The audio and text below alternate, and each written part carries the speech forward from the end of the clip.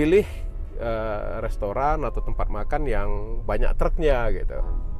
Supir truk itu dia punya pengalaman, dia tahu tempat makanan yang enak.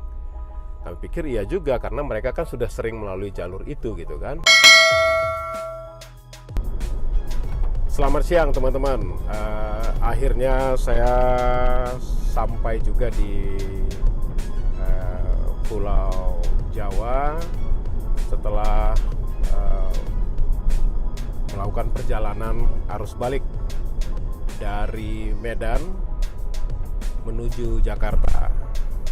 Teman-teman, kalau boleh saya berbagi dalam kesempatan ini sebagai referensi juga buat teman-teman yang mungkin mau melakukan perjalanan baik dari Jawa ke Sumatera atau sebaliknya. Saat ini saya coba berbagi pengalaman saya melakukan perjalanan balik ya dari Medan menuju Jakarta.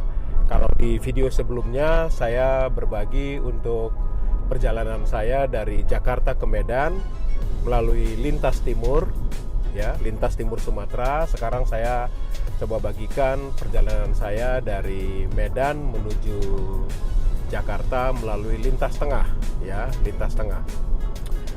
Teman-teman, saya berangkat dari Medan itu pada hari Rabu ya, hari Rabu kemarin tanggal 3 Januari 2024 pukul 5 pagi melalui lintas tengah Sumatera, di mana dari Medan saya memasuki tol di kota Medan, lalu saya menuju tol Tebing Tinggi. Nah, di tol Tebing Tinggi masih berbayar sekitar 64.000 ya. Saya keluar sekitar 64.000. Lalu dilanjutkan dengan tol yang baru yang masih gratis, itu tol Sinaksak ya. Keluar di Sinaksak itu di sekitaran Siantar. Di mana tol ini nanti akan dipergunakan untuk menjangkau tempat wisata yang ada di Danau Toba. Ini masih gratis kemarin. Setelah keluar dari tol Sinaksak, saya melanjutkan perjalanan sampai menelusuri Danau Toba, tentunya sampai di Parapat dulu, kota wisata Parapat. Melanjutkan perjalanan di situ. Tapi tadi sebelumnya teman-teman, di Siantar kami sempatkan tadi sarapan pangsit Siantar ya, yang menjadi ciri khas kota Siantar. Sarapan pagi kami di Siantar. Nah, setelah dari Parapat teman-teman, kami teruskan perjalanan menelusuri sekitar Danau Toba sampai ke Tarutung ya, sampai ke Padang Sidempuan. Ya, pemandangannya sangat indah lah, dimana kita disajikan pemandangan danau, pemandangan bukit ya, sangat indah kalau kita melalui jalur yang saya sebutkan tadi. Lalu dari Sidempuan kita masuk ke perbatasan, menjelang perbatasan Sumatera Barat dan Sumatera Utara, memasukin kota Panjabungan ya. Di Panjabungan juga pemandangannya cukup indah ya, pemandangannya cukup indah. Masuk di menjelang Sumatera Barat, memang dalam perjalanan kami ini kami sedikit agak khawatir karena kebetulan hujan turun terus saudara. Jadi hujan turun dari pagi sampai kami menjangkau daerah itu di sekitar daerah Rau ya, itu di Kabupaten Pasaman ya, di Kabupaten Pasaman, Sumatera Barat. Kami melihat banyak bekas-bekas longsor di sana, tapi puji Tuhan ketika kami lewat hujan berhenti di situ, walau suasana sangat gelap dan kita harus berhati-hati karena jalan hanya dibuka satu jalur karena bekas longsor, banyak pohon-pohonan, batang pohon dan juga lumpur, dan juga suasananya gelap, jauh dari pemukiman, sehingga itu membuat kami memang kemarin was-was dengan kecepatan ya cuma diatur antara 20-30 km lah, pelan-pelan gitu. Nah, selepas dari Pasaman ya kayaknya gak ada masalah.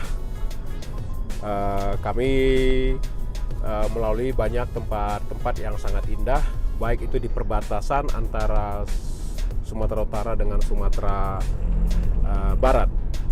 Seperti misalnya di perbatasan, menjelang perbatasan Sumatera Utara itu di sekitar Sidempuan ya, di sekitar Sidempuan, atau 30 km dari Sidempuan itu ada objek wisata yang sangat baik, namanya itu Aiksi Journey ya, sekitar 30 km dari situ. Itu semacam air terjun dan bagus lah pokoknya di sekitar situ. Mungkin kalau siang hari asal jangan malam, di situ bisa disinggahi, bisa dinikmati lokasi itu. Nah, demikian juga kalau kita melalui lintas tengah ini teman-teman, itu banyak sekali sungai yang kita lalui beriringan dengan kendaraan kita. Lalu kiri kanan itu bukit, ada hutan, bagus lah. Kalau dibandingkan dengan kita melalui lintas timur, ya lintas tengah ini cukup indah untuk kita lalui.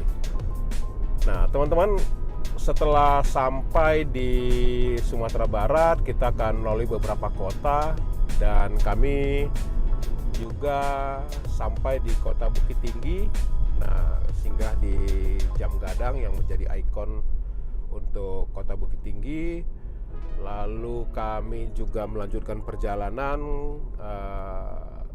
ke daerah Padang Panjang, Solok. Nah, nanti di situ kita akan melalui Danau Singkara, teman-teman ya. Sayangnya kami kemarin malam di situ, jadi kita nggak berhenti di situ. Memang saya pernah juga melalui jalur itu, tapi pada siang hari. Itu ada sekitar 5-6 km.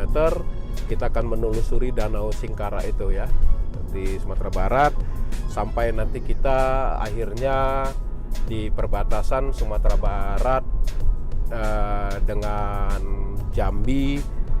Kita akan menuju Muara Bungo katanya ya, kota Muara Bungo di Jambi. Ya, Muara Bungo di Jambi ini kita akan melewati sungai. Biasanya itu sungai yang terkenal ya di sana adalah Sungai Batanghari ya. Sungai Batanghari, seperti teman-teman tahu bahwa Sungai Batanghari ini adalah sungai yang terpanjang ya di Sumatera, karena dia ada menurut informasi panjangnya itu sekitar 800 km, membelah antara Sumatera Barat dan Jambi. Nah, karena dalam perjalanan saya ini ada musim hujan, ya Sungai Batanghari pun meluap. Ya, kami menyaksikan Sungai Batanghari termasuk anak-anak sungainya itu meluap, sehingga merendam wilayah yang ada di sekitar sungai itu. Tapi syukurnya tidak sampai menutupi jalan yang kami lalui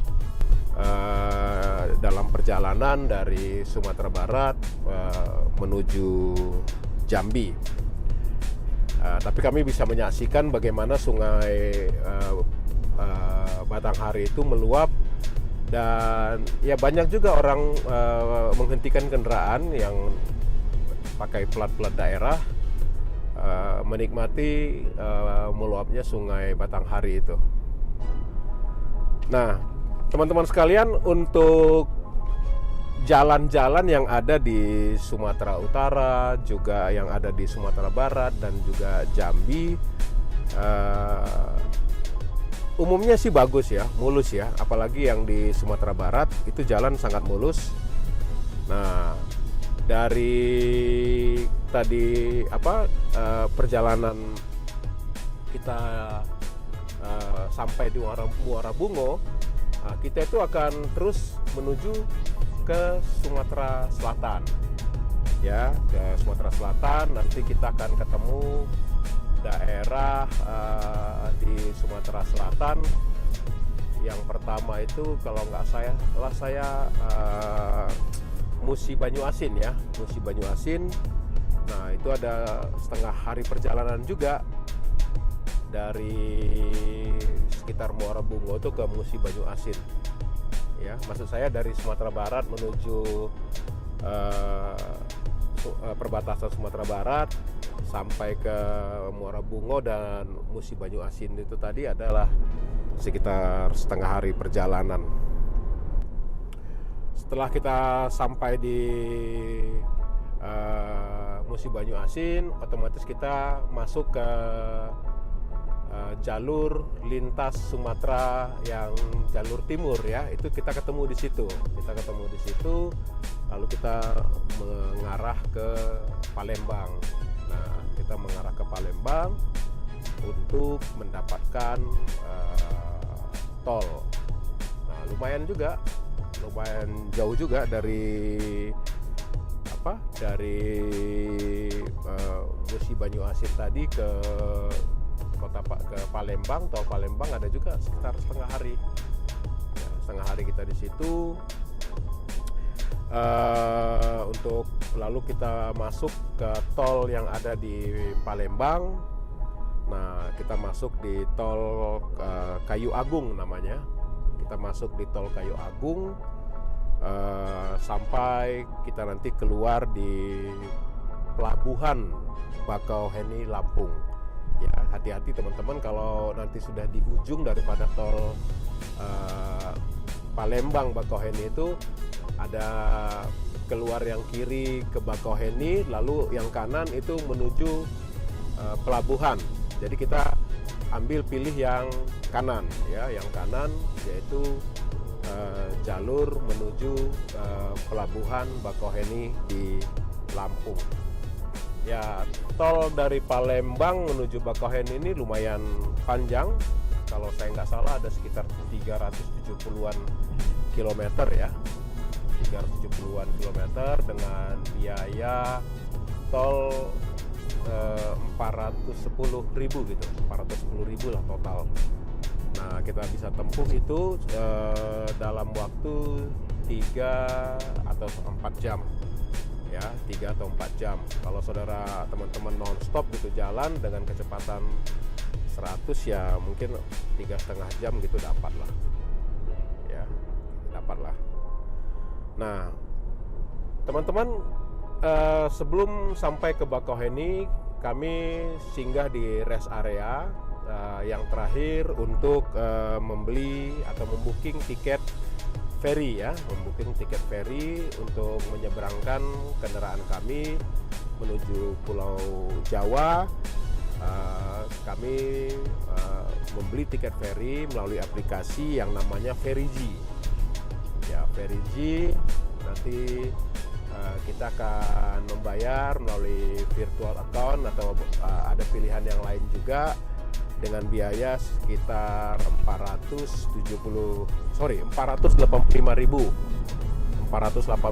sekian gitulah, ya, 482.000 sekian untuk ferry yang reguler. Kalau yang non reguler, yang ekspres, memang lebih mahal, mungkin sekitar hampir 200.000 bedanya. Tapi kami memilih ferry yang reguler dengan waktu tempuh ferry itu sekitar 2 jaman lah, ya, 2 jaman. Nggak jauh beda lah dengan yang ekspres. Nah, mobil kami masuk ke dek 1, dek bawah, karena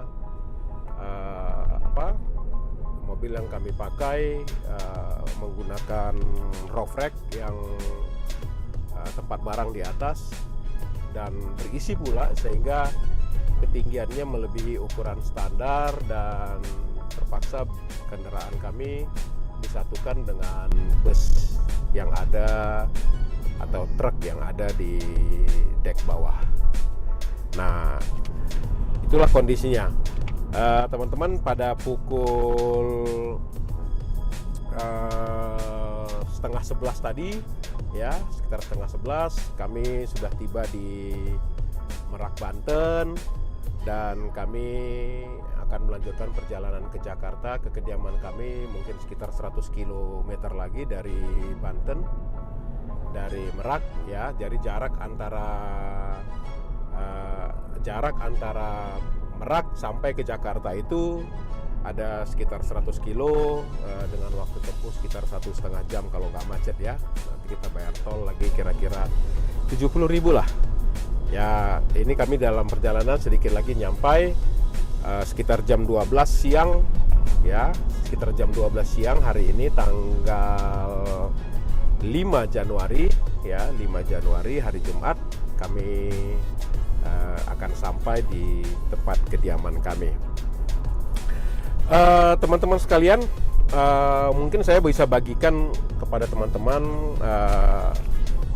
berapa sih biaya yang kami keluarkan kalau melalui lintas tengah, ya, seperti perjalanan kami pulang ini dari Medan menuju Jakarta, yaitu melalui lintas tengah.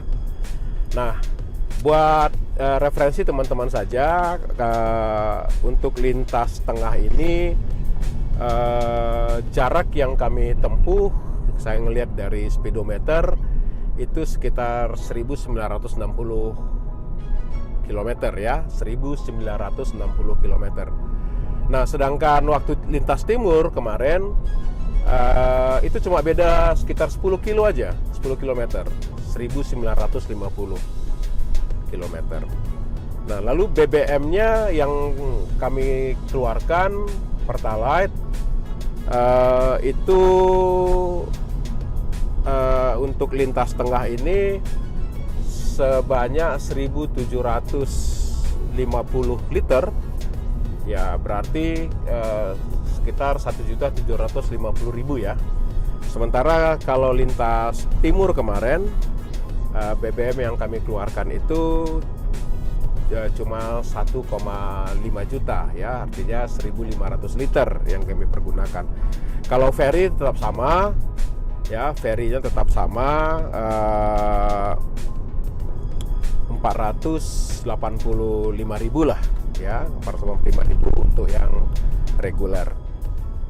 Nah, tolnya juga untuk lintas tengah itu lebih murah karena kita nggak mempergunakan tol Pekanbaru yang biasa kita pakai kalau kita melalui lintas timur. Tol kami tadi dari Medan sampai ke tempat tinggal ya sekitar 550.000, tetapi kalau lintas timur kemarin kami mengeluarkan tol sekitar 630.000, sekitar segitulah. Jadi teman-teman, kalau kita mau bandingkan lintas timur dengan lintas tengah untuk perjalanan kami, ya mungkin teman-teman punya pengalaman yang berbeda. Untuk perjalanan kami biaya tol itu total dari lintas tengah sekitar 2,8 juta, ya, 2,8 juta. Tapi kemarin kami lintas timur itu cuma 2,6 juta, ya, lebih kurang segitu. Itu belum termasuk biaya makan, ya teman-teman, makan atau minum ataupun mau menginap gitu, ya, itu beda. Itu nggak sama. Karena kami kebetulan satu mobil isinya cuma bertiga, jadi kami nggak sampai menginap di hotel. Kami cukup menginap, beristirahat sebentar di rest area atau di pom bensin, karena teman-teman kita bisa bergantian nyetirnya. Dan biasanya nggak semuanya sekali ngantuk gitu. Jadi siapa yang nggak ngantuk nyetir lah gitu, ya. Waktu tempuh yang kami capai dengan melalui jalur lintas tengah ini memang lebih lama, ya, lebih lama dikarenakan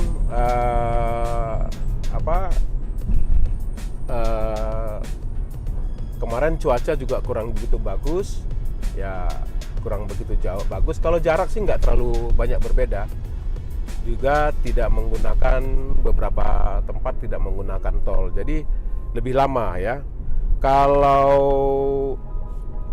total kira-kira waktu tempuh dalam perjalanan penuh kalau kita melalui lintas tengah, yang pengalaman kami itu sekitar 40 jam lah, 40 jam ya. Tapi kalau lintas timur kemarin kami cuma bisa jangkau dengan 35 jam ya. Artinya kami berangkat tanggal 3 jam 5 pagi, lalu kami tiba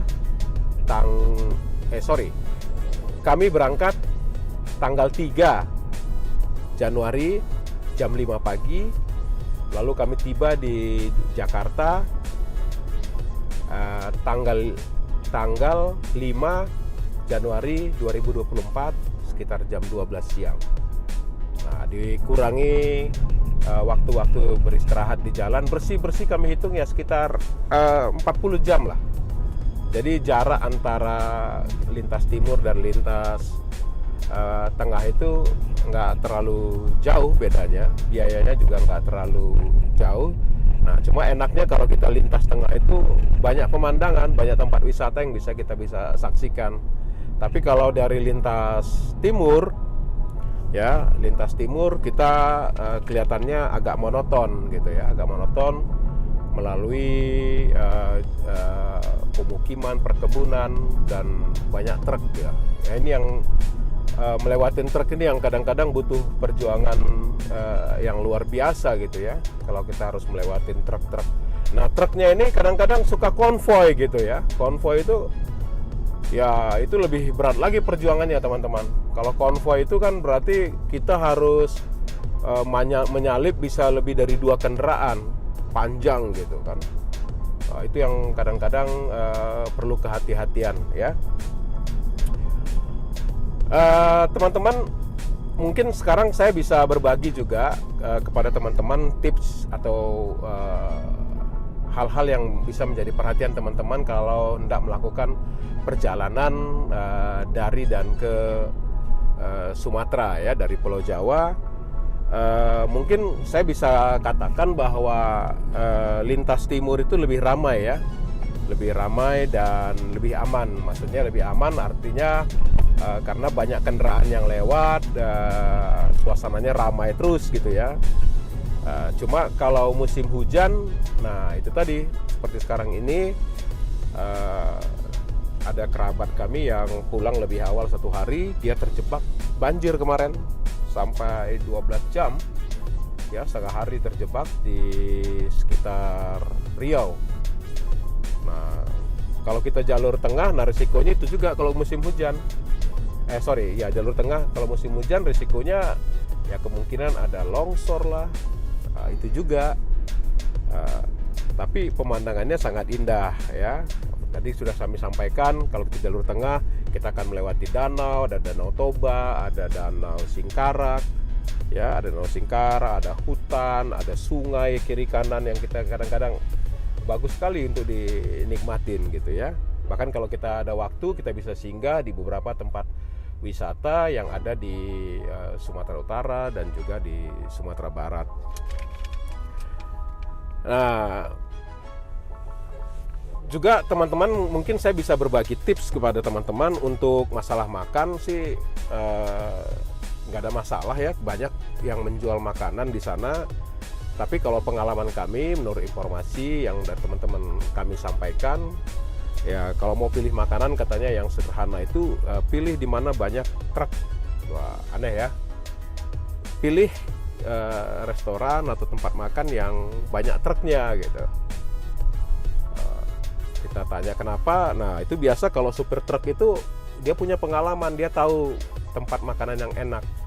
Saya pikir iya juga, karena mereka kan sudah sering melalui jalur itu gitu kan, sudah sering melalui jalur itu, sehingga mereka punya pengalaman lah restoran-restoran atau tempat makan yang baik. Dan pengalaman kami beberapa kali makan di dengan petunjuk itu ya nggak mengecewakan gitu ya, harganya juga nggak mengecewakan.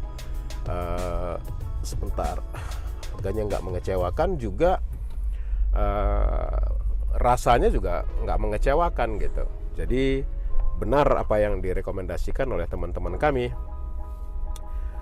tentang dimana kita harus makan ya. Memang lebih bijak teman-teman kalau sebelum menikmati makanan bertanya dulu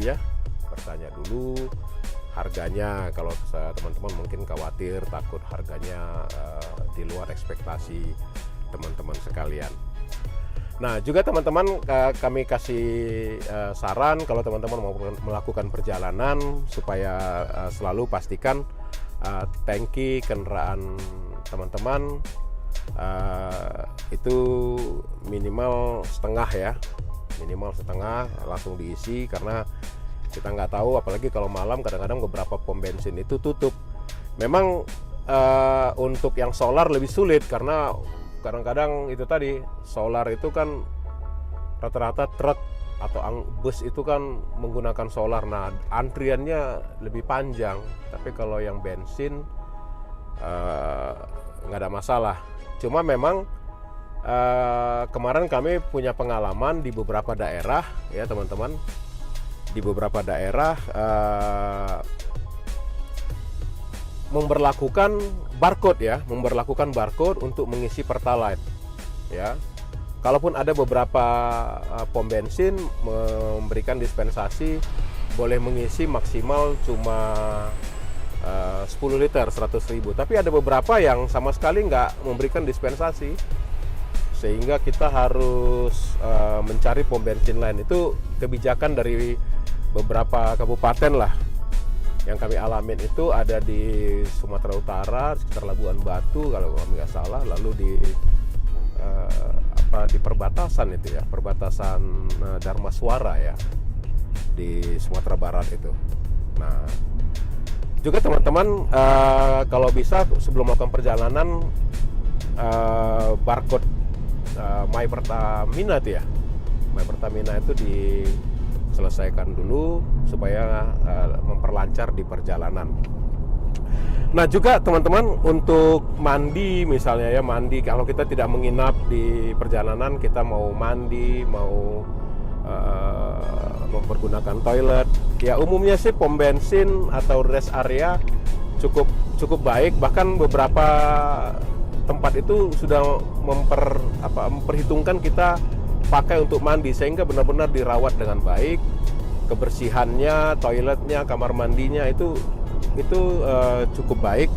Nah tinggal kita persiapkan aja alat mandi kita ya.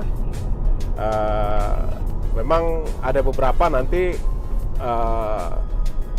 kamar mandi itu atau rest area itu melarang kita menggunakan sendal, jadi lebih baik dipersiapkan saja sendal jepit supaya lebih nyaman gitu ya, bisa mempergunakan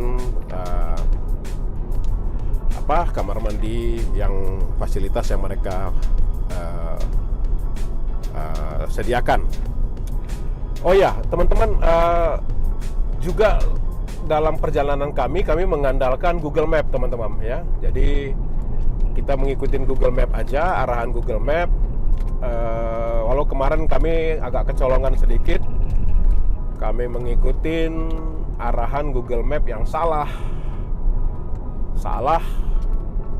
Harusnya kita mengikuti arahan Google Map yang jalur utama saja. Kalau kita di situ disebutkan jalur utama lintas timur atau lintas tengah, kita ikutin itu aja. Nah kemarin ada Google Map-nya mengarahkan ke satu jalan yang sempit, sehingga memang kelihatan waktu kita diarahkan ke jalan yang sempit itu kecil, maksudnya kecil tapi jalannya bagus banget, mulus. Masalahnya ternyata di ujung sebelah sana jalannya rusak parah, ada sekitar 5 km, mana sudah menjelang gelap lagi. Nah itu luar biasa, kita agak khawatir karena masuk ke perkebunan, kendaraan nggak ada yang lewat lagi. Kita pakai plat daerah kan, kita was-was juga ya, tapi syukur ternyata kita bisa keluar dari jalur yang salah tadi, kita kembali ke jalur utama. dan kita melanjutkan perjalanan. Nah, jadi ini benar-benar nih tips buat teman-teman yang mau melakukan perjalanan menggunakan Google Maps. Hati-hati, ikutin saja jalur utama ya, sekalipun Google Maps mengarahkan nanti mungkin ada ke jalan alternatif, itu jangan diikutin, lebih baik ikutin saja jalur utama, itu lebih aman gitu ya, kecuali teman-teman sudah hafal, sudah kenal daerah itu. Tapi kalau belum, saya sarankan tetap berpatokan kepada jalur utama yang ditunjuk oleh Google Maps. Ya, melakukan perjalanan ke Sumatera ini sangat asik, karena dalam perjalanan kita akan ketemu banyak orang, apalagi teman-teman sedaerah yang sama-sama satu plat ya gitu ya, satu kampung. Kita bisa ngobrol, bisa bertukar pengalaman di perjalanan gitu ya. Banyaklah, enaklah melakukan perjalanan ini. Nah, teman-teman yang mungkin belum pernah atau sudah lama nggak pernah mencoba road trip ini, khususnya ke Sumatera ya, dari Jawa ke Sumatera, silahkan mencoba kembali. Saya pastikan jalurnya aman ya, aman. Apalagi nanti kalau saja tol Trans Sumatera itu jadi terrealisasi, ya mungkin saya pribadi akan lebih sering menggunakan jalur darat ini gitu ya. Dengan adanya jalur tol dari Bakauheni Palembang, lalu Pekanbaru ke Dumai, lalu bahkan di Sumatera Utara sudah sampai ke Medan tolnya dari Siantar. Nah, artinya kalau itu sudah ada seperempat ya, seperempat Trans Sumatera itu sudah ada maksudnya seperempat jalan Sumatera itu sudah ada tolnya gitu kan. Kalaulah tersambung seperti di Jawa, Trans Sumatera itu terwujud, wah luar biasa. Orang-orang mungkin tidak harus menggunakan pesawat lagi untuk pergi dan pulang dari Jawa ke Sumatera, karena menggunakan moda darat juga menjadi satu pilihan yang sangat menantang dan menyenangkan. Ya, semoga sajalah dalam waktu yang nggak terlalu lama tol Trans Sumatera itu boleh terwujud. Ya, teman-teman, mungkin itu yang bisa saya bagikan kepada teman-teman sekalian. Sekali lagi, kalau video saya ini bermanfaat buat teman-teman, silahkan dibagi atau silahkan berikan komentar atas apa yang saya bagikan. Dan jangan lupa di like ya, dan pastinya kalau teman-teman sudah menyaksikan video ini, mohon di subscribe ya, di subscribe channel saya ini, dan dibunyikan loncengnya sehingga beberapa hal yang pengalaman saya bisa bagikan kepada teman-teman sekalian. Sekali lagi saya mohon bantuannya untuk mensubscribe channel saya ini, dan saya akhiri video saya ini dengan ucapan selamat menjalani tahun 2024, tahun yang penuh dengan tantangan, dan kita berdoa semoga tahun 2024 ini kita akan menjadi lebih baik usaha kita, pekerjaan, kesehatan kita, bahkan kehidupan kita, dan kita boleh menikmati perjalanan kita, baik yang ada ke Sumatera atau ke daerah-daerah lain Indonesia khususnya, dengan tubuh kita yang sehat. Ya, itu saja mungkin yang bisa saya bagikan kepada teman-teman sekalian. Sekali lagi terima kasih atas kesempatan teman-teman sudah menonton video saya ini. Oke, selamat siang, salam.